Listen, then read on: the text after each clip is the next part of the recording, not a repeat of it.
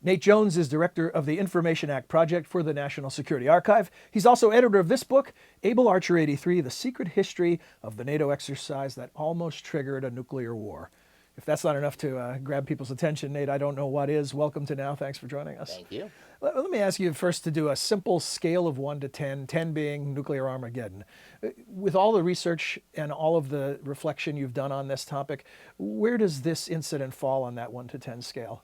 Well, if you put the Cuban Missile Crisis at 5, I would subjectively, again with lots of evidence out, but not all of it, I'd put Able Archer at 3. But as was said after many nuclear crises, there's no such thing as good odds when you're gambling with the world being destroyed. Yeah, isn't that the truth? I mean, no margin for error.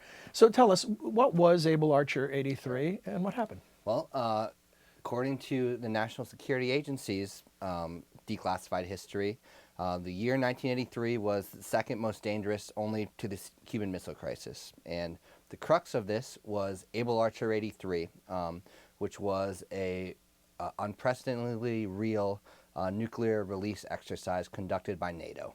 And remember, relations between the Soviet Union and the West were at a very low point. We had Reagan's Empire of Evil speech. New missiles were coming into Europe from both sides. And at this point, there was probably the most realistic exercise conducted to this time, with new launch procedures, practicing new missiles. And at the same time, the Soviets were on their heels and were preparing for a strike. And their intelligence was reporting these indicators as possibly real. They readied their nuclear forces in response. Western intelligence saw, hey, what's going on here?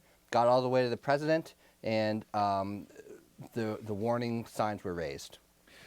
So we at the time didn't think they would take serious the notion that we might launch a first strike. Correct. There's the human element of this is staggering, and I want to read a portion from your book where you reference Michael Dobbs' work, where in writing about the Cuban Missile Crisis and about the unpredictability of events. And he's talking about an incident between U.S. naval ships and a Soviet submarine. And he says, the real danger no longer arose from a clash of wills between Kennedy and Khrushchev, but over whether the two of them jointly could gain control of the war machine they themselves had unleashed. The crisis had gained a momentum of its own. It points out the human error, and so you tell us about the story of Leonard Perutz. Tell us who he is and how that relates to this. Well, at the time, he was an Air Force officer in Europe during Able Archer 83, and he saw the Soviet escalation. Nuclear bombers readying in Germany and East Germany and Poland. Other intelligence overflights, stopping of air traffic so that they could use their planes if a war broke out. But Kennedy also said there's always some son of a gun that doesn't get the word and mucks it up. Peretz didn't get the word, but he didn't muck it up. He chose not to escalate the Western forces in response, and essentially that ended the escalation present during Able Archer 83. So his decision to do nothing, and the quote is either out of ignorance or luck, ended the danger. Well, I think what this illustrates is that, and this isn't anomalous, correct? There's always human beings in the chain who are in a context that may be detached from a larger context, and they have to make a call with their best information, with their gut, with whatever they can bring to bear. Yeah, you wrote, this is a great line, theories don't shape the course of human events, people do. Yeah, well, one of the ironies is that the further along the Cold War progressed, despite more theories of mutually assured destruction and game theory and better nuclear weapons, I argue that the Cold War got more dangerous. And with new MIRVs, with more warheads that the other side built too, and better missiles that made the window of time to respond less and less, things actually got more dangerous rather than less dangerous as the Soviet Union and U.S. and East and West figured each other out as the Cold War went on. The silver lining in the dark cloud, perhaps, is that we learned something from this. I think so. And today there are no more intermediate range weapons in Europe. This, I think, led to Reagan and Gorbachev at Reykjavik limiting the whole class of weapons. And it's imperative that we don't backtrack. we can't go back to this dangerous time. Tom Blanton, who wrote your foreword, he talks about the importance of empathy.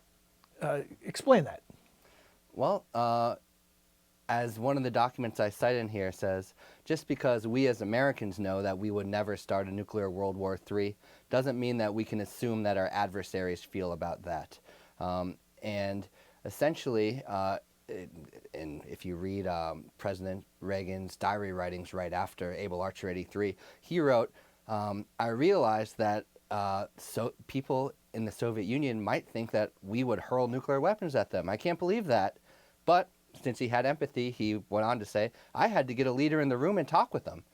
So he realized that as well. Yeah, if anyone in the story takes this to heart, it's Ronald Reagan. This really seems to change his whole approach to the Soviet Union. Yeah, again, the recently declassified document in there says that once he learned of this, he called it really scary and was gravely concerned.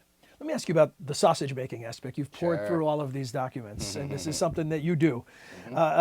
Was there an aha moment or an oh my God moment where when you're searching through this, you realized just how dangerous this situation became? Well, it would, yeah. So essentially, I've been working on this for a long time.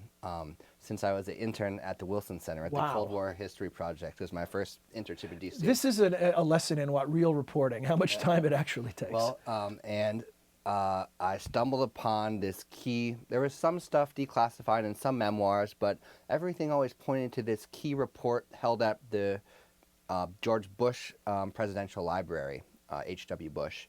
And while working here, filed this FOIA or declassification request for it, Freedom of Information Act request. And this document took 12 years before it was finally released. And about a year ago today, actually, it was released. And there had been some leaks and whatnot, and I thought I knew, but you never knew until you read this chilling 100-page all-source intelligence document that's the best account, blow by blow. And it wasn't until right then that I had the aha moment that the intelligence sources that they had access to and no one else on the outside has, using those documents, the report shows that it was put our relations on hair trigger. Not work for those with a short attention span, certainly. The obvious that I agree that there's importance of knowing, but I want to hear from you. Why the Freedom of Information Act angle on this? Why is it important that we know these things in retrospect? I would say that secrecy about the danger of nuclear weapons is not beneficial to the human race. I think we need to stare it at the face, know that these close calls happen, and don't classify them after they happen. And that knowledge should be used, in my opinion, to reduce the presence of nuclear weapons in the world.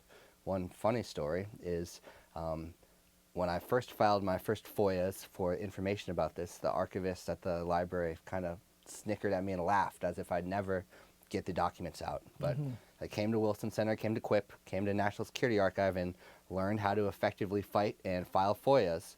And since then had filed and helped other people file thousands. So the irony is, if they would have just declassified it right away without making me get angry and start learning how to fight, they would have saved themselves thousands and more.